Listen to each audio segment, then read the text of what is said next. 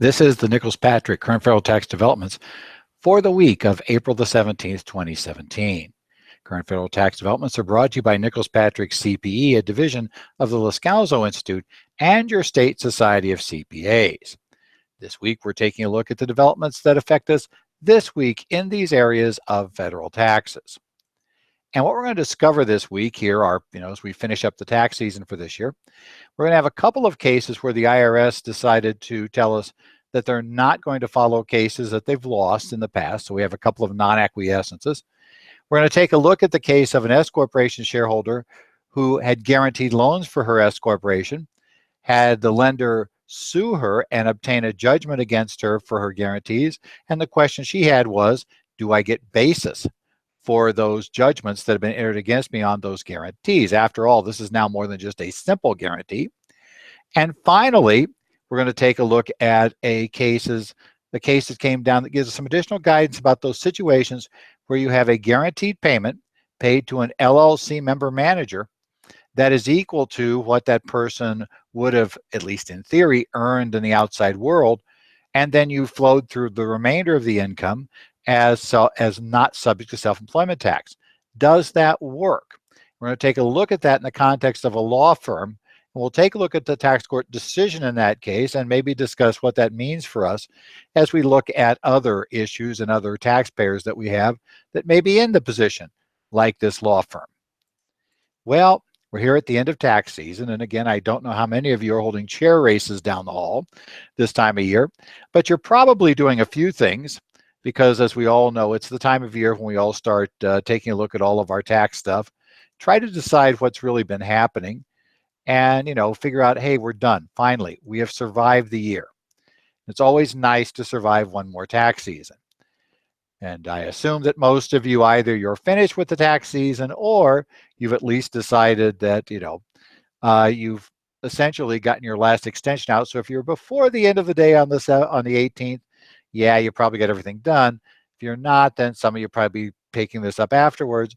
But most of us will be through this little relief at the end of this year's filing season. Of course, the bad news is we then take a look at those set of extensions and we start worrying about those here shortly. But hey, at least the fun's over for a little while. So go out, celebrate, have some fun, and then come back and you'll discover there's still all those extensions to do, all that great time of year.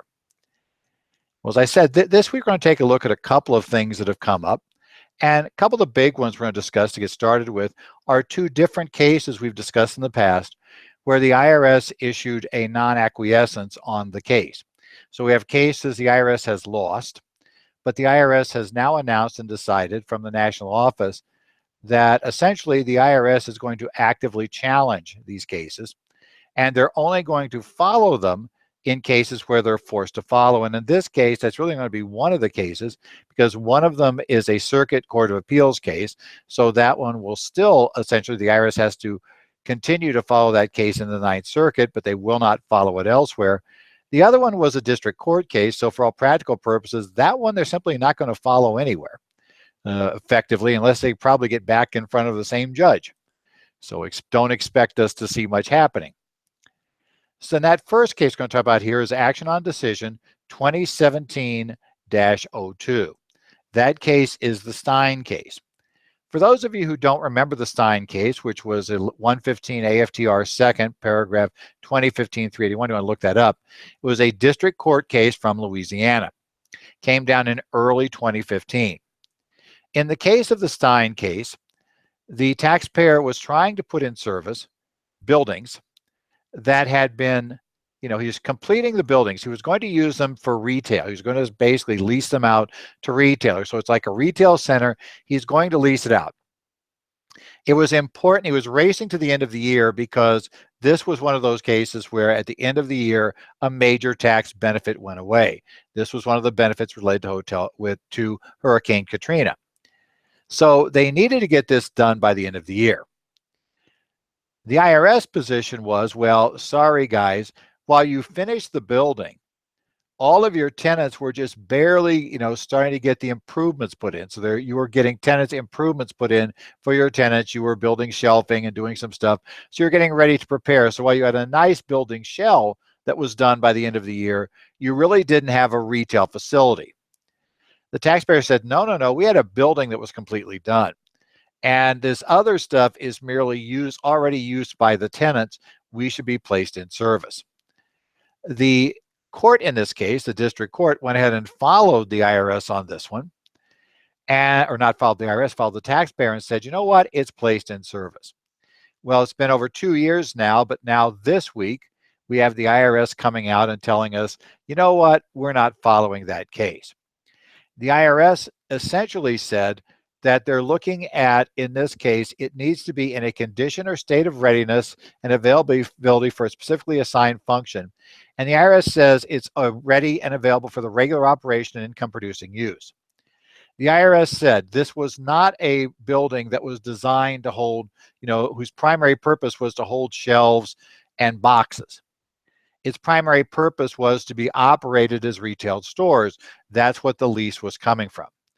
The service said because of that, they're going to take a look at this, and they're going to use Revenue Ruling 76-256, which outlines 5 factors. That kind of looks at what would be in use. Now, that revenue ruling was for electrical power facilities, but they're going to say conceptually we're going to use the same thing here. So the IRS is going to say a retail store is placed in service appreciation purposes when the building is ready and available to operate as a retail store. Not just ready, not just finished, and now they're doing the tenant improvements. So the IRS has made clear they're not going to follow the court in the Stein case. As I noted earlier, that's kind of significant here because this is a district court case. And that means that nobody is bound by this case. Now, a court may still find it persuasive. A court may still decide to go along with it. But the taxpayer is probably going to discover that, at least if the IRS individuals they're dealing with are paying attention, that the IRS is not going to easily give in on this position. They are, in fact, when they announce a case like this, they're pretty much saying that we want to relitigate. We want to get an alternative holding that we can use to justify why that original case is simply wrong. So that's a particular problem we've got here with the Stein case. So just be careful if you've been using Stein, especially if you have somebody who's developing retail facilities and who has a retail building where they had finished, but the tenants weren't quite ready to move in. We're doing the tenant build outs. If you've been using that case, just kind of realize the IRS has now announced that they're likely to challenge it. So maybe you want to have a discussion with the clients. Don't necessarily change your position. That's not what you're going to say. But obviously, you want to let your clients know that effectively the IRS now is potentially challenging you. The second case they're going to challenge is a Circuit Court of Appeals decision, Action on Decision 2017-03. This particular case is one we've discussed a couple of times in the past because the IRS appealed this case. This was the case of Shea, Holmes versus Commissioner. Now, this is probably the more significant one because first, it was a reported tax court decision, 142 TC number 3 in 2014. But then second, the IRS appealed this case to the Ninth Circuit Court of Appeals, and the Ninth Circuit Court of Appeals also upheld the case. And more importantly, and what they're really going to object to here is 2 of the 3 members of the panel specifically adopted the methodology Shea Holmes had used for determining what counted toward the 95% test and how you tested it. One of the judges had not agreed with that, but held the IRS hadn't raised the issue at court, at the original trial court in the tax court, and so they had given it up. And so he ruled in favor of Shea Holmes solely because the IRS hadn't raised the issue, and they can't bring up new issues on appeal.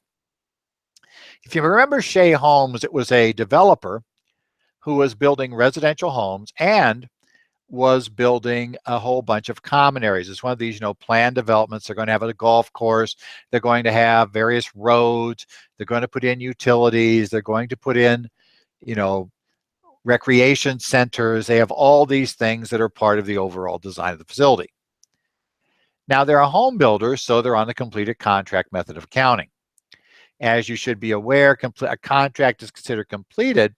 There are 2 ways when there's, essentially final completion and acceptance of the property by the buyer, or there is, or 95% of the cost expected to be incurred have been incurred by the taxpayer, and it is being used by the customer for its intended purpose. Now, in this case, Shea Holmes had sold some of these homes, but they hadn't finished the common areas for the entire development. They only had a portion of them done. And this was at the beginning of the real estate crisis. So as you might guess, a whole bunch of development sold much, much more slowly than Shea Holmes wanted to sell it. Now, Shea Holmes' position was that the common areas, the cost of the common areas were part of the 95% test. The tax court agreed. The IRS said, no, no, no, it's only the specific home for the individual. None of the common area costs should count.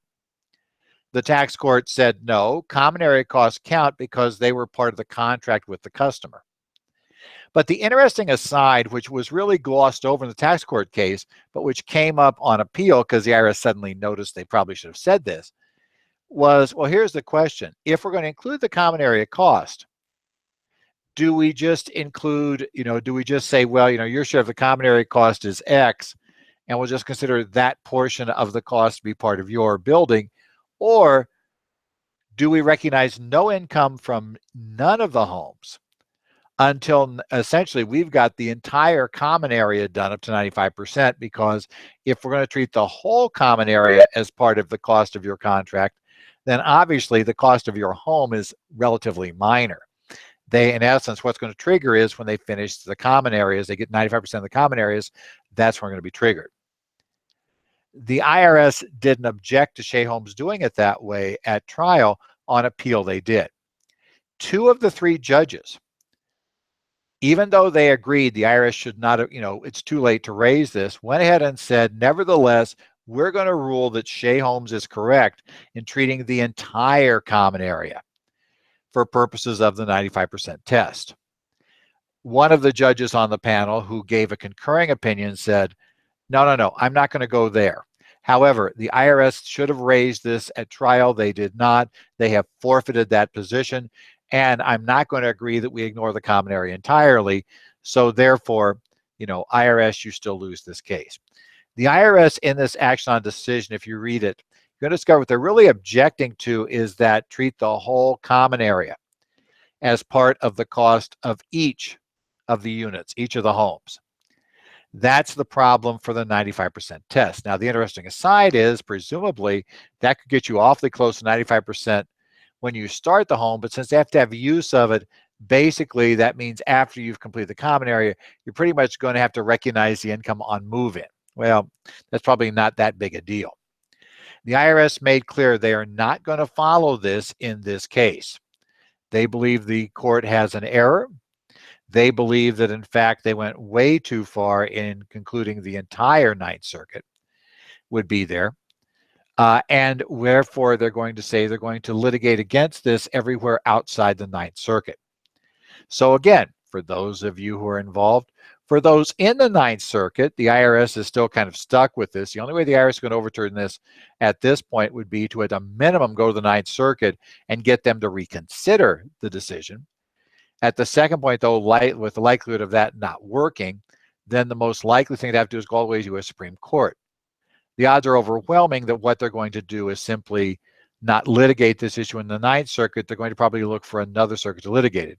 If your case would not go to the Ninth Circuit, now things get a little more interesting for you.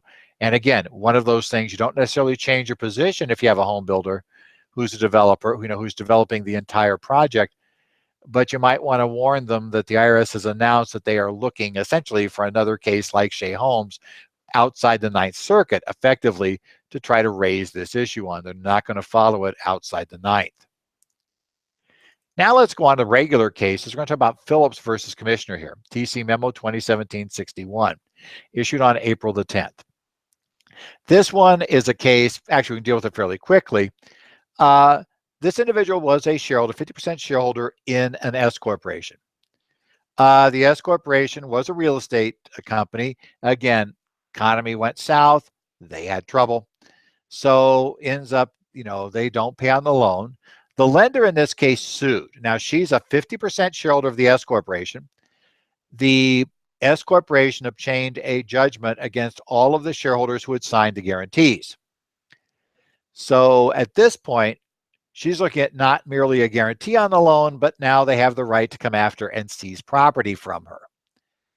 She claimed that, well, okay, this is a real economic problem for me. That should give me basis in my debt. Now, one of the reasons why she does that, we know normally guarantees do not give basis in debt. However, this case would appeal to the 11th Circuit. For those of you not aware, in the 11th Circuit, there is a case called Self versus United States that came down in 1985, 778 F7 2nd 769. And that case, the taxpayer had a retail clothing business. She ran as a sole proprietorship and got financing under the proprietorship. She pledged assets owned by her and her family as collateral for the loan. When she incorporated and elected S status, the corporation was substituted as the obligor, but her personal assets remained pledged as collateral. And as the company's sole shareholder, she personally guaranteed the loans.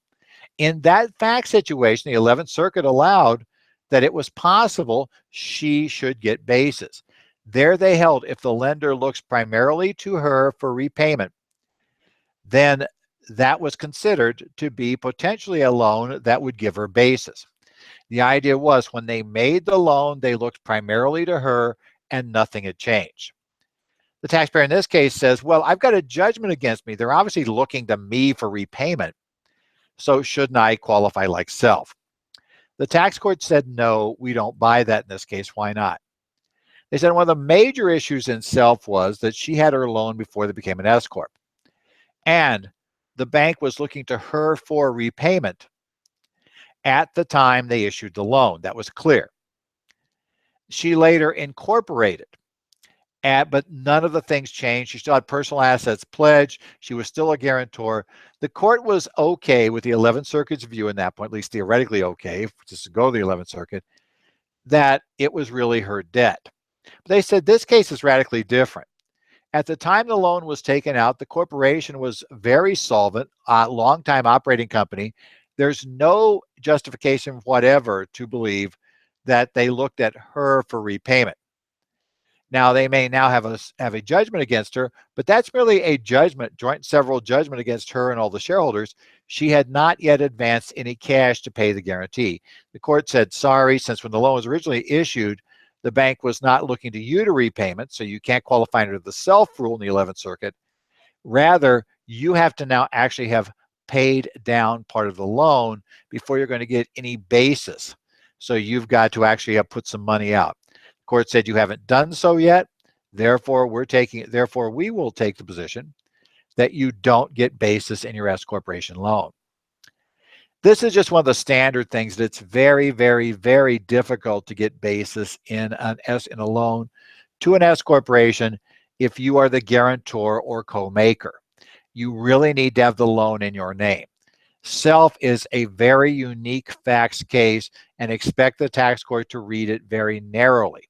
Also, don't expect to see many people try to pick this up outside the 11th Circuit. So if you're in the 11th Circuit, yes, self gives you some options, but be aware that they're going to, you're going to be very narrowly interpreted to be like self. You've got to have a case that goes very close to those standards.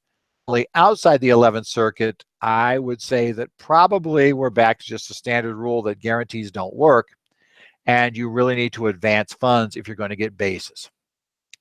Now we're going to come up on a case that is probably the most interesting one of the week.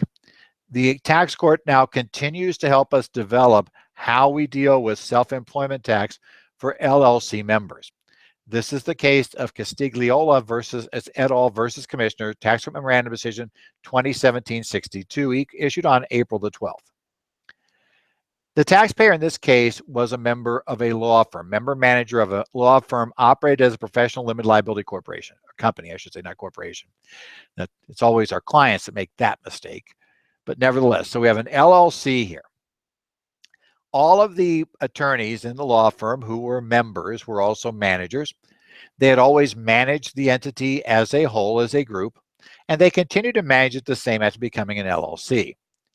But in consultation with their CPA, a very experienced CPA, well respected, and by the way, the court does not actually tell us that, in essence, that he gave bad advice. Okay, they might be telegraphing that they're not going to win this, but okay. The CPA said, no, I think it's okay for you to pay a guaranteed payment that is at a level that is commensurate with what attorneys of this skill level would be paid in this market, and that if there's any additional income flowing through after those guaranteed payments, that those could be treated as not subject to self-employment tax. Now, these cases all predate, the year in which the tax court issued the case of Rankmeyer, Campbell, and Weaver, 136 TC 137. You may remember that case. That was a case of another law firm, but in that case, the attorneys took the position that none of their income was subject to SE tax. And as we remember that case, they had the nice crash and burn. They lost everything there. Everything was subject to SE tax. This case is not the case of somebody who was as aggressive as Rankmeyer, and the court recognizes that. They had a well-developed position. They had a position based on the concept that if they took out reasonable payments for compensation, then any remainder flow through should be treated as if it was paid to a limited partner. In essence, LLC members, fundamentally their treatment was LLC members should be treated like limited partners. A limited partner under 1402A, 1402A tells us generally that if you're a partner in a partnership and the partnership carries on a trade or business, that as a partner in the partnership, you are deemed to be subject to the self-employment tax because we just look at that. So the general rule is partners in partnerships are subject to self-employment tax. Section 1402A13 tells us, though, if you're a limited partner in a partnership, that you're not subject to self-employment tax except for guaranteed payments made for services actually rendered. The question is, this particular provision in the law, 1402A13, as was mentioned in the Rankmeyer case, predates the existence of LLCs in general. So the question becomes, what exactly are LLC members? Are they limited partners? The Rankmeyer court told us that we don't have to, the fact they're not literally limited partners under state law is not in and of itself determinative. That's helpful. So it means it's possible to be an LLC member and not to be tagged with the SE income. The question is, does it work in this case? Unfortunately for these taxpayers, the court found that it didn't. The problem the court found was they said, look, a limited partner under the revised Uniform Partnership Act, basically the one originally issued in 1916 and revised in 1976, and the law as was adopted by the state of Mississippi, which was the state that this law firm operated in, makes two key requirements for somebody to be a limited partner. Now, again, we recognize they're not literally limited partners, but they said, but to be a limited partner, they have to have limited liability and they have to have lack of control of the business. Now, as you might guess, we have no problem here with having limited liability. The LLC members, by definition, have their liability limited. So that much we're like a limited partner. But the court said the other problem is the second half of that. To be treated as a limited partner, you have to have very, very limited control of the business itself. And that was part of what a limited partner was when Congress passed this rule. And as you may guess, that's a problem for the taxpayer. In this case, the tax court found that all of the income was going to be subject to SE tax. The court specifically said, here's the problem. Every one of the members is a manager, and every one of these managers actually participated in the management of the partnership. So as such, they all had too much involvement to be limited partners under traditional limited partnership rules, which is what Congress was thinking of when they passed 1402A13. So as such, they couldn't be a limited partner. But the court went and found one other thing. They said, well, there's one other issue here that you have to remember about limited partnerships, one of the reasons why we don't like them. There needs to be a general partner. That is, a partner who runs the partnership. And they're saying in this case, there is no obvious general partner who has a different set of rights than what these people who are claiming to be limited partners do. In essence, the court is establishing a bit of a doctrine here saying that you can't be treated like a limited partner in an LLC unless there's at least one other member who is treated as like a general partner would be treated. And if you don't have that, quote, general partner, we'll call it that, then basically you can't have anybody treated as limited partners under the rules. Now, what does this case mean? Well, a couple of things to remember. First thing, if you recall, we had a case a little while back here, and the key case we had was the Hardy case. And in the Hardy case, we had a physician who was an LLC member, but did not participate in management. And even though he did surgeries at the surgery center in question, he really didn't do them except mainly as any physician who wasn't an owner would have done them. That gentleman was able to bypass. And if you take a look at this rule, it makes sense. There were other individuals who were managing this enterprise, and the doctor in that case got out of having to treat it as self-employment income. This is a flip side. In essence, it appears the tax court is taking the position that if you're participating, if you're actively involved in management, sorry guys, you're not going to be able to get out of this. You need to have a very specific limited role that makes you look like a limited partner, not just in terms of liability, but also in terms of your management participation, or all the flow through income from the partnership is going to be treated as subject to self-employment tax. Now, again, the interesting part was the court made it very clear. They did not state that the firm took an unreasonable position. In fact, they refused the IRS's request to impose penalties. They said, you know what? There was no law at that point. There had been no regulations issued. The law wasn't clear. The partnership's position, while the court didn't agree with it, the court said it wasn't obviously wrong, and it wasn't obviously a bad position. Now, that's important because the CPA in question who advised them didn't give bad advice. He gave advice in the end the court didn't sustain, but you were in a state of unknown. We don't know how the courts are going to rule until after they actually rule. And the position in question was not obviously unreasonable. But that also suggests that now that we do have this case law building, you also need to recognize the facts. Remember, the court found it was important that all the years in question were before Rankmeyer. Once Rankmeyer came into the mix, you had to consider Rankmeyer as part of your position. Now that this case is in the mix, you've got to consider this case as part of your position. So if you've had this, and a lot of us have had because we spent a long time with no guidance, you probably want to have a conversation with your clients about your LLC self-employment tax treatment of LLC members. We hate to say we're CPAs, and we love to think that somehow, we just can't say that because we'd be saying we're wrong. And we can't be wrong. You weren't wrong. We simply had an uncertain situation with no guidance. And reality is that now we have a less uncertain situation, and we don't need to worry about that guy. We now have a situation with additional guidance. Doesn't mean you're going to have to change your position, but you've got to consider these cases in justifying your position. It's not clear that today a law firm attempting the same position, it's not clear that that law firm now, if you're filing a return from here on out, could not potentially be subjected to penalties, the members of the firm, for taking the same position.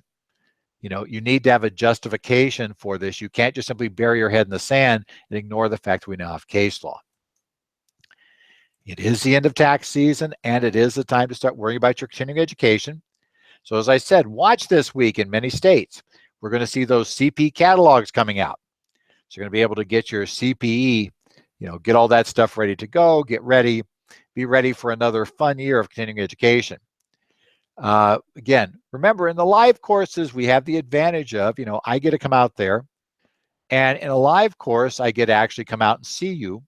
We get to talk, we can actually raise questions on breaks. And I think it's really important to also remember that you get to talk with other CPAs in the room. That's something you just can't get through other methods. And while I perfectly love doing the webinars, I like the fact that we have people who watch in from a distance on the webinars, because frankly, sometimes it's just difficult to get depending upon where your office is. You can't really get to where the course is being held. But consider those 8-hour live courses. They also tend to be much more specialized because we can talk about things in depth in an 8-hour course, something you really just can't do except on very narrow topics. In shorter courses like an hour or 2-hour webinar, you just can't get there. So consider those courses and, keep your eyes open. We'll be looking for you in the courses, and watch for those catalogs. This has been the current federal tax developments this week for the week of April the 17th, 2017. You can catch our daily updates on our website, currentfederaltaxdevelopments.com. You can also download a PDF with articles on all of today's topics from the page. You can send any questions or comments to me at edzollers@currentfederaltaxdevelopments.com. Also, you can follow me on Twitter. I'm at @edzollers. Now that we're at the end of tax season, we'll start taking a look at the updates and things happening after that, so you all can take care and hopefully, get yourself ready for the new upcoming season. And we'll go ahead and take a look and see you soon out there in the real world as we start talking about the issues coming up for this year in taxes and take a look at our updates going forward. Hope to see you in a live course coming up soon.